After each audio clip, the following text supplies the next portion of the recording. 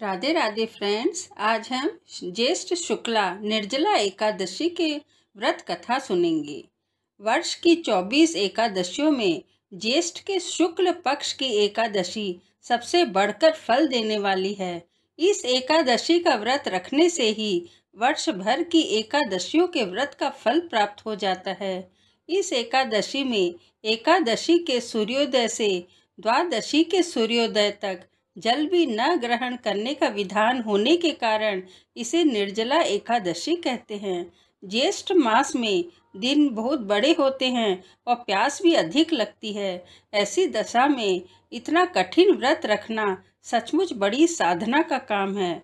इस एकादशी के दिन अपनी शक्ति और सामर्थ्य अनुसार ब्राह्मणों को अनाज, वस्त्र, छतरी, फल, जल से भरे कलश और दक्षिणा देने का विधान है। सभी व्यक्ति प्राय मिट्टी के घड़े अथवा सुराहियों, पंखों और अनाज का दान तो करते ही हैं, आज के दिन मीठे शरबत की प्याऊ भी लगवाते हैं। श्री भीमसेन बोले, हे पितामह, भ्राता युधिष्ठिर, माता कुंती, द्रौपदी, अर्जुन, नकुल और सहदेव आदि एकादशी के दिन व्रत करते हैं और मुझसे एकादशी के दिन अन्न खाने को मना करते हैं। मैं उनसे कहता हूँ कि भाई, मैं भक्ति पूर्वक भगवान की पूजा कर सकता हूँ और दान दे सकता हूँ, परंतु मैं एकादशी के दिन भूखा नहीं रह सकता हूँ। इस पर व्यास जी बोले, हे भीमसेन, यदि तुम नरक बुरा और स्वर्ग को अच्छा समझते हो तो प्रत्येक मास की दोनों एकादशियों को अन्न न खाया करो। इस पर भीमसेन बोले, हे पितामह, आपसे प्रथम कह चुका हूँ कि मैं एक दिन एक समय भी भोजन किए बिना नहीं रह सकता। फिर मेरे लिए पूरे दिन का उपवास करना तो कठिन है।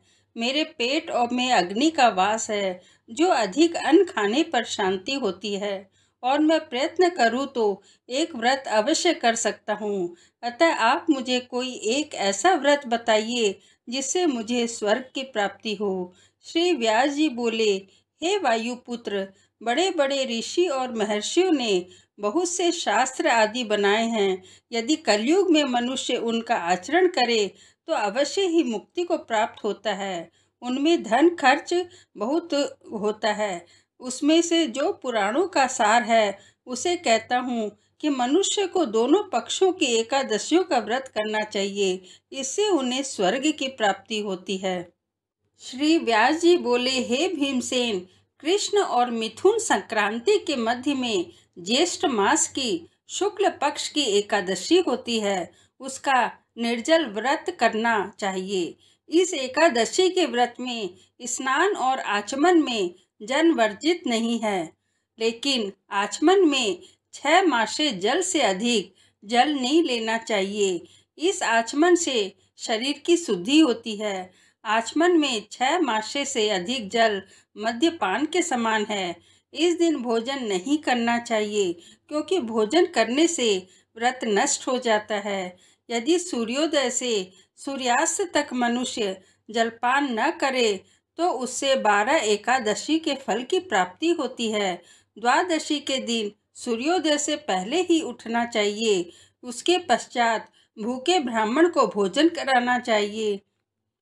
तत्पश्चात स्वयं भोजन करना चाहिए। इसका फल 1 वर्ष संपूर्ण एकादशियों के फल के बराबर है। हे भीमसेन, स्वयं भगवान ने मुझसे कहा था कि इस एकादशी का पुण्य समस्त तीर्थों और दानों के बराबर है। एक दिन निर्जला रहने से मनुष्य पापों से मुक्त हो जाता है। जो मनुष्य निर्जला एकादशी का व्रत करते हैं उनको मृत्यु के समय भयानक यमदूत नहीं दिखते हैं। उस समय भगवान विष्णु के दूत स्वर्ग से आते हैं और उसको पुष्पक विमान में बैठाकर स्वर्ग को ले जाते हैं। अतः संसार में सबसे श्रेष्ठ निर्जला एकादशी का व्रत है। अतः यत्न पूर्वक इस एकादशी का निर्जल व्रत करना चाहिए। उस दिन ओम नमो भगवते वासुदेवाय मंत्र का उच्चारण करना चाहिए। उस दिन गौदान करना चाहिए। व्यास देव जी के ऐसे वचन सुनकर उसने निर्जला व्रत किया। इस एकादशी को भीमसेन या पांडव एकादशी भी कहते हैं। निर्जल व्रत करने से पहले भगवान की पूजा करनी चाहिए और उनसे विनय करनी चाहिए कि हे भगवान, आज मैं निर्जला व्रत करता हूँ, इसके दूसरे दिन भोजन करूँगा। मैं इस व्रत को श्रद्धा पूर्वक करूँगा, उससे मेरे सब पाप नष्ट हो जाएं। इस दिन एक बड़े वस्त्र से ढककर स्वर्ण सहित दान करना चाहिए। जो मनुष्य इस व्रत के प्रहर में स्नान तप आदि करते हैं, उनको करोड़ों फल स्वर्ण दान का फल मिलता है। जो मनुष्य इस दिन यज्ञ होम आदि करते हैं, उसका फल वर्णन भी नहीं हो सकता।